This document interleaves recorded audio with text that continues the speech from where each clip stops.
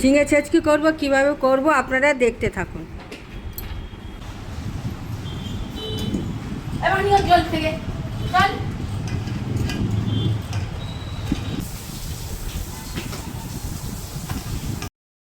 বন্ধুরা দেখুন, আমি ঝিঙে ছেচকি করবো আর গ্যাস ধরিয়েছি, কড়া চাপিয়ে দিলাম, দুটো লঙ্কা ছিঁড়ে দিলাম, সাদা কালো সর্ষে, একটু সর্ষে দিয়ে দিলাম।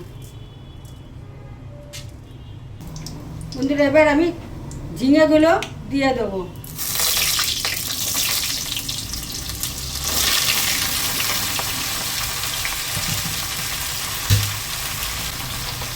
হলুদ দিয়ে দিলাম,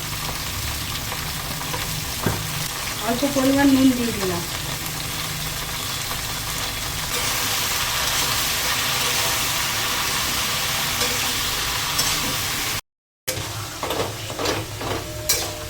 বন্ধুরা দেখুন, আমার ঝিঙে ছেচকিটা হয়ে গেছে, এবার আমি নামিয়ে দেবো।